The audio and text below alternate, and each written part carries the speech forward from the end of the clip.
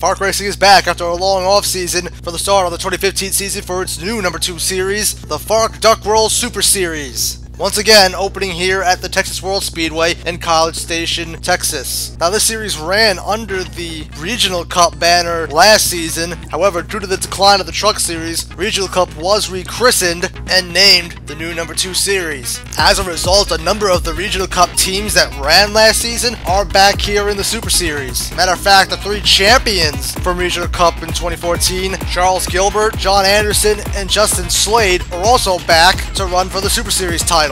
Even some of the old truck teams moved over to the new series. However, the teams that can only afford to run regionally did back out, so that's the only unfortunate thing, but we still have 34 cars running for the title over a 16 race span, so the race for the title is going to be a hell of a lot more competitive than trucks were last year. But anyway, let us go through the starting lineup so we can showcase this year's field for the 2015 FARC Duckroll Super Series season.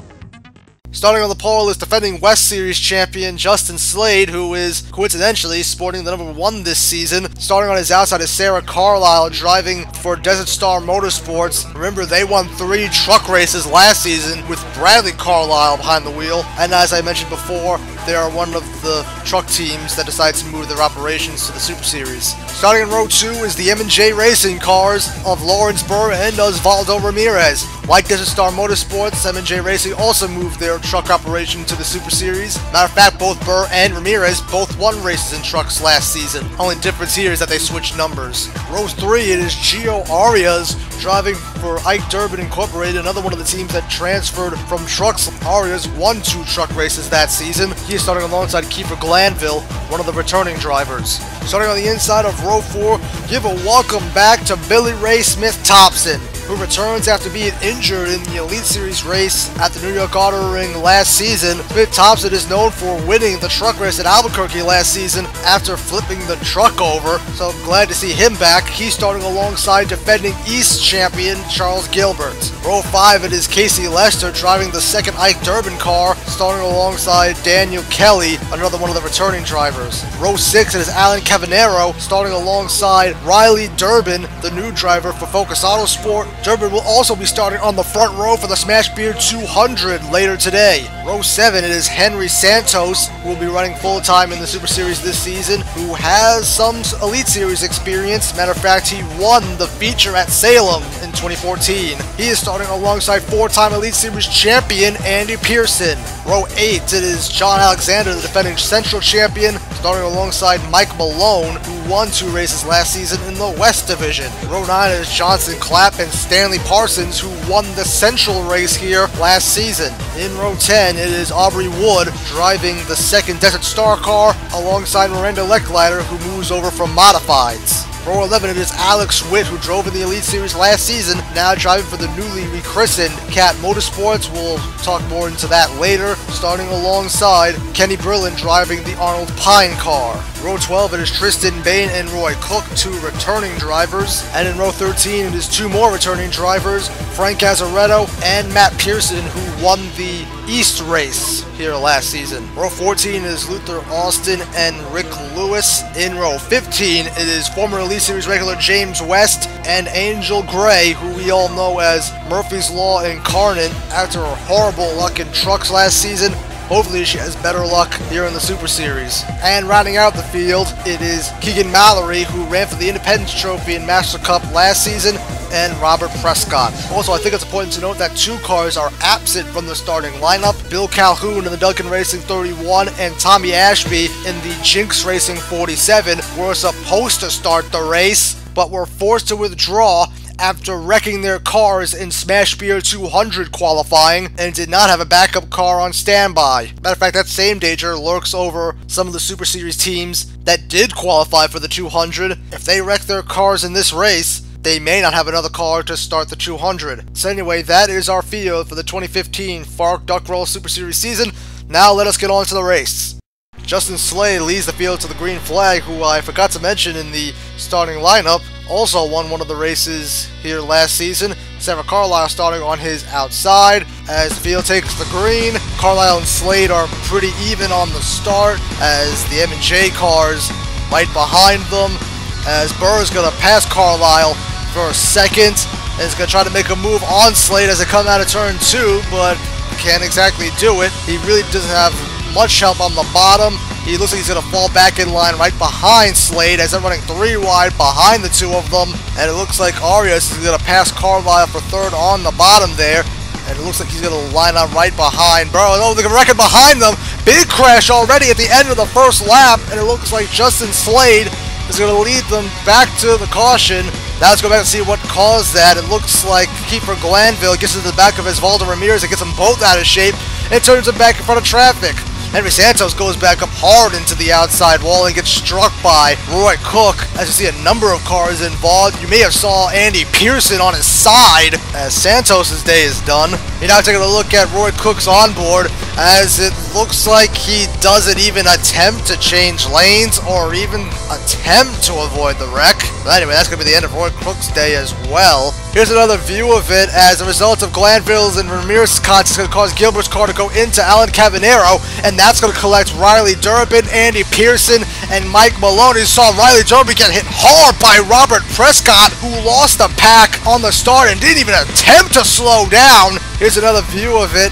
As you see the wreck happening now, Durbin would have been fine here, but here comes Prescott. No brakes, hard right into the driver's side of Durbin's car. Durbin would climb out of the car with the assistance of the medical crew and was complaining of pains in his foot. Remember, Durbin is starting on the front row for the Smash Beer 200 right after this race, and he will be taken to the infield medical center to see if he could even run that race. Justin Slade is going to lead the field down the pit road under that caution, but there's just one problem. Majority of the field will not follow him down pit road, but you see Sarah Carlisle come in with them. Matter of fact, only 12 cars did come in under this caution. As you see in the background, Daniel Kelly, Charles Gilbert, and that's the other Desert Star car. That is Aubrey Wood. Also coming in is Alex Witt, Miranda Leckleiter. I believe that's Matt Pearson, Tristan Bain, Angel Gray, Kenny Brillen, and I believe that's Keegan Mallory. Osvaldo Ramirez is going to come in a lap later. However, he would come in due to a terminal issue on that 64 car and is going to retire from the race. M&J reliability strikes again. Also under this caution, the aid of Rick Lewis's engine is going to go up in smoke, and that is going to take him out of the race, and that is another car out of the race before we even get to lap 5. Matter of fact, we're on lap 5 now. I believe this happened 1 lap before the restart. Justin Slade coming into the pits under that caution is going to give the lead to Lawrence Burr. The two white Durbin cars of Gio Arias and Casey Lester are right behind him. Billy Ray Smith-Thompson is in 4th in his comeback race, and John Alexander is in 5th. Burr gets a pretty good start as they're going into turn 1. Arias looking to make the move on Burr. He's not going to try it just yet. And now he's going to make the move, being pushed by Billy Ray Smith-Thompson. Burr has no help on the top as Arias is going to take the lead. And as you see, 72 of Johnson Clapp passing Casey Lester for 4th and is now making the move on Smith-Thompson for 3rd as Arias now in the lead. 3 wide, actually 4 wide behind them as Clapp now in 2nd, trying to make a move on Arias for the lead. As you see, Justin Slade, who pitted under the caution, now back with this pack. Stanley Parsons now in the fight, so is Frank Azaretto. And Clapp has now taken the lead from Arias, and it now looks like Arias is going to lose 2nd to Kiefer Glanville, who was lucky to escape that wreck with only minimal damage. Azaretto now worked his way to 4th, and Justin Slade, oh wait, he just gets turned by Slade. The 46 ends up getting turned by the 1, and he's going to spin through the backstretch grass and end up hitting the inside wall.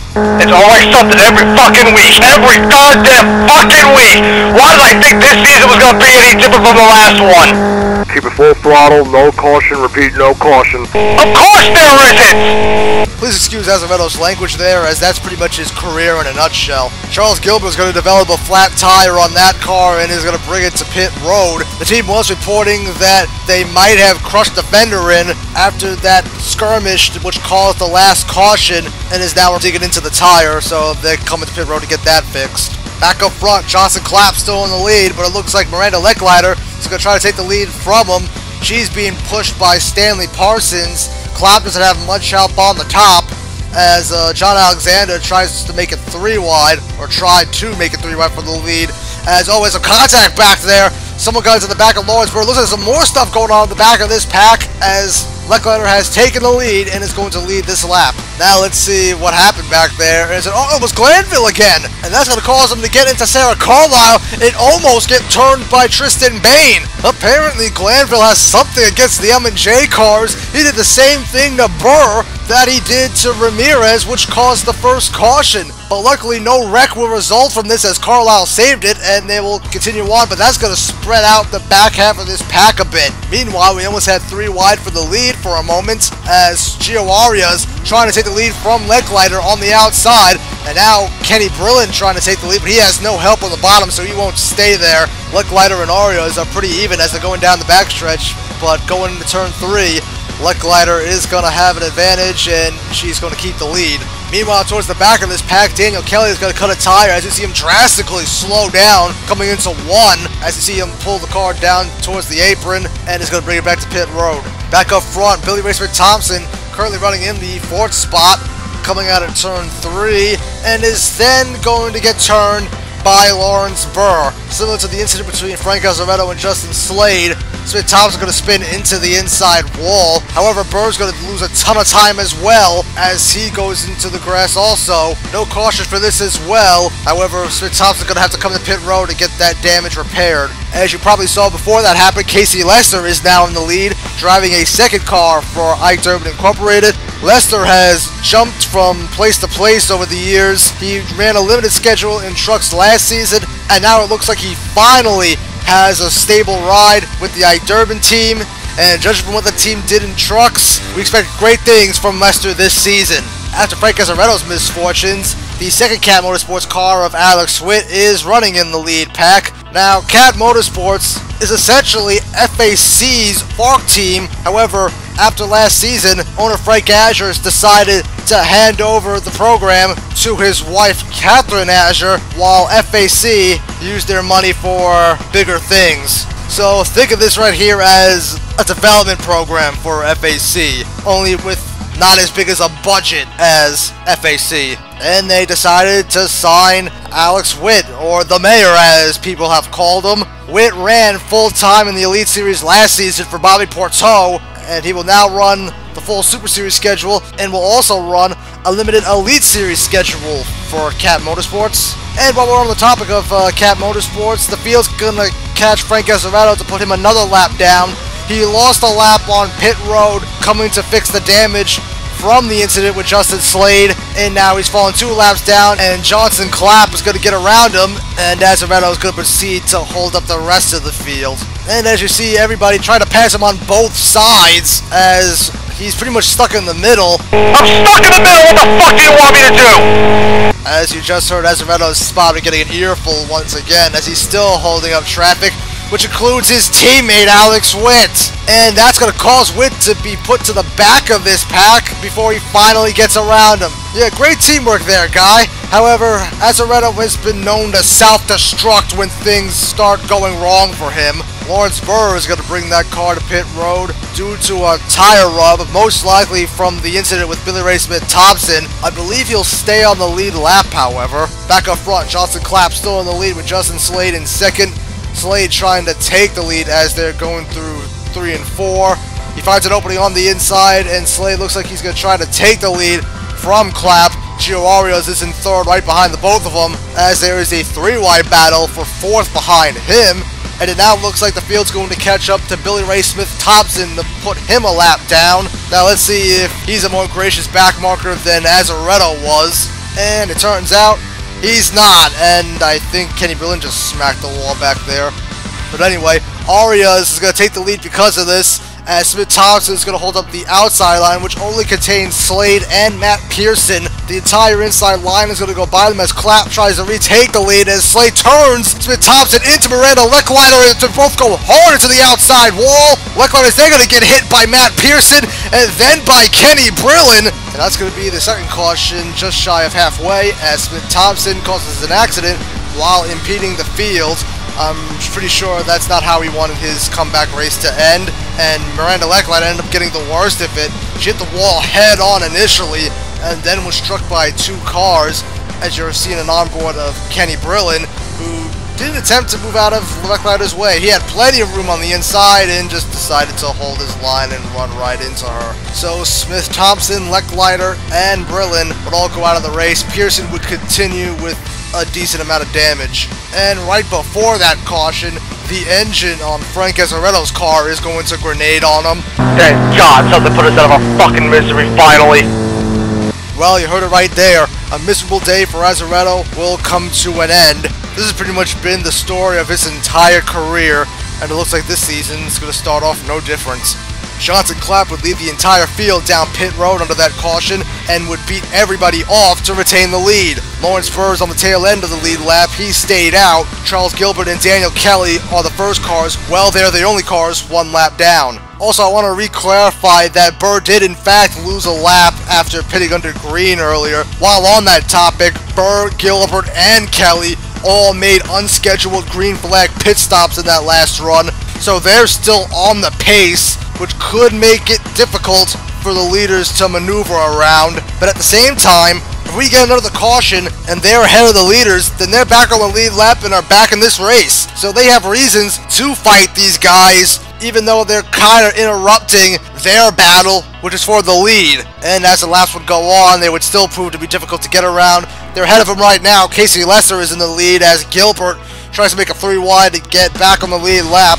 Justin Slade's going to be the victim of this, as now he's now going to get freight trained as, oh, there's some contact there as some cars are in the grass. That is Stanley Parsons and Aubrey Wood. Let's take a look at what happened there, as it looks like Parsons goes down into Wood and almost into the pit wall. That was a real close call there, as that could have been a horrible wreck for Parsons and Wood, and possibly others. But all is good, and the run continues as we're entering the closing stages of this race. Justin Slade now back in the lead, with Stanley Parsons in second, now going under Charles Gilbert, who is still an annoyance to the leaders. But Parsons will get around Gilbert and is going to try to chase down Slade. And eventually he will do that, as he's now going to run under Slade as they're going through turn 2. Slade's going to get freight trained as he has no help on the top. Parsons using the 2 lap cars of Lawrence Burr and Charles Gilbert to take the lead from Slade, as he's now got to deal with the 2 lap cars again. There'll be a small incident in the middle of this pack. Luther Austin's going to be put into the wall by John Alexander. Don't know if Austin moved up into Alexander or was he pushed up there by Alex Witt. That was kind of a bad angle there, but he's going to lose a ton of spots because of this. Austin and Alexander both. And Stanley Parsons is still in the lead as we're now under 10 laps to go. Kiefer Glanville and Casey Lesser are currently battling for the 2nd spot, as Parsons has a little bit of a gap over Glanville, who looks like he's going to take the spot from Lester, as it looks like they're more concentrated on racing each other rather than catching up to Parsons. As you can see, the gap that Parsons has over the rest of the field, as they're now going 3 wide behind him. But eventually, Justin Slade is going to shuffle back into the 2nd spot and is going to have a run on Parsons for the lead. Gio Arias is now back in 3rd. Angel Gray and Kiefer Glanville are battling for the 4th spot, and Slade is going to take the lead from Parsons. And the record behind him. Casey Lesser gets in the back of Kiefer Glanville and goes right into Tristan. Oh no!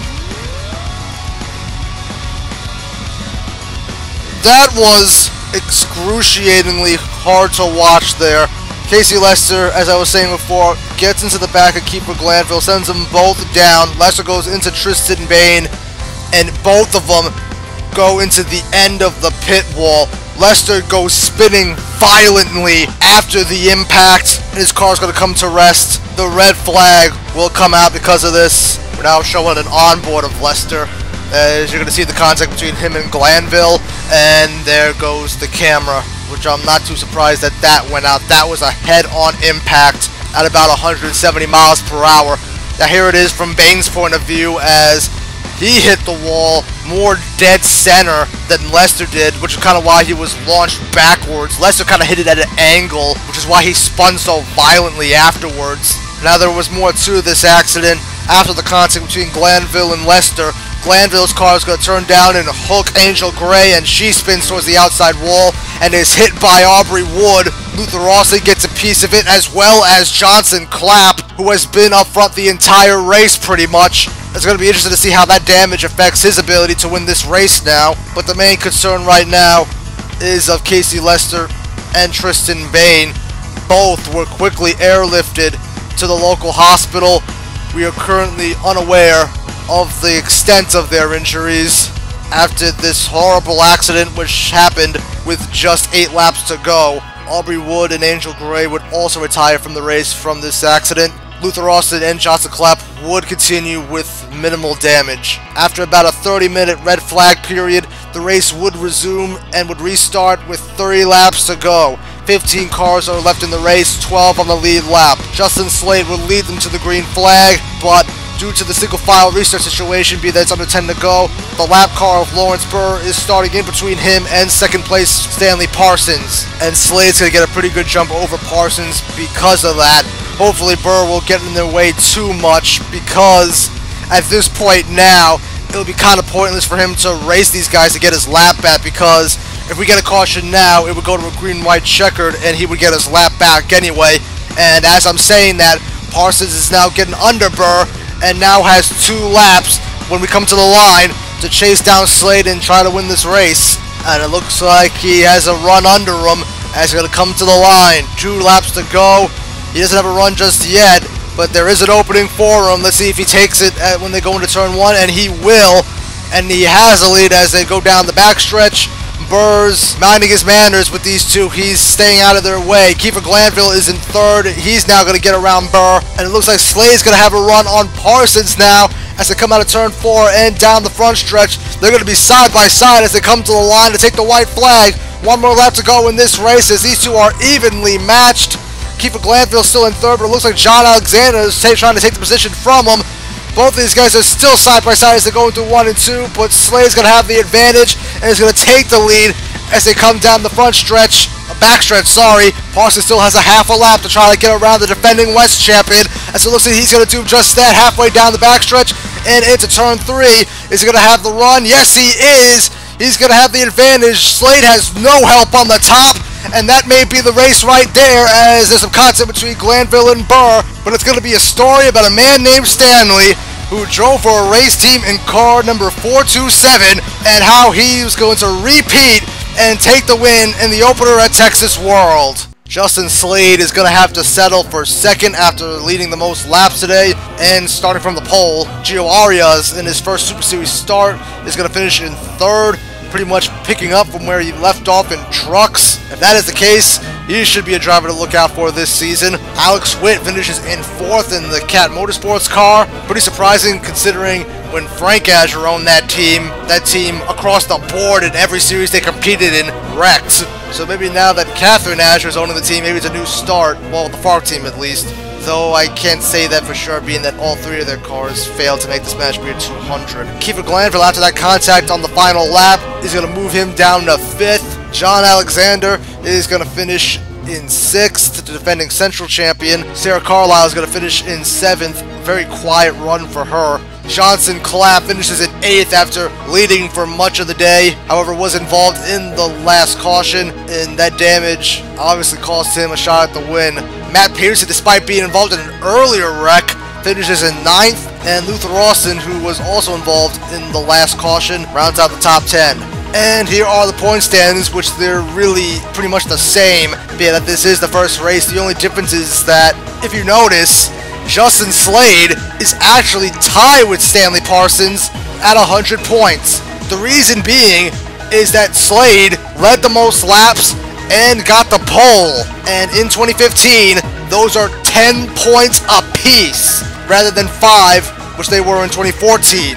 This means that Slade has a combined 20 bonus points, which would give him 100 points as well. But Parsons is indeed the points leader, being that he won the race. The only other difference is that Keegan Mallory, who finished 11th, got the hard charger bonus, and those bonus points are going to launch them up to 7th, tied with John Alexander. So the first race of the 2015 season has come to a close, but more importantly, we are thinking about Casey Lester and Tristan Bain, who we are still unaware of their medical conditions at this time. But there is one piece of news we can give you that just came in. Riley Durbin, who was involved in the Lap 1 crash, has not been medically cleared to run the Smash Beer 200, which will begin in about an hour or so from now. Durbin was scheduled to start on the front row for that race. However, that is no longer the case. Focus Autosport has yet to name a replacement for Durbin at this time. However, we believe his injuries are not substantial enough that he would miss any races. Durbin should be back in the car when the Super Series heads to their next race, which is at the Memphis Motorsports Park in Tennessee.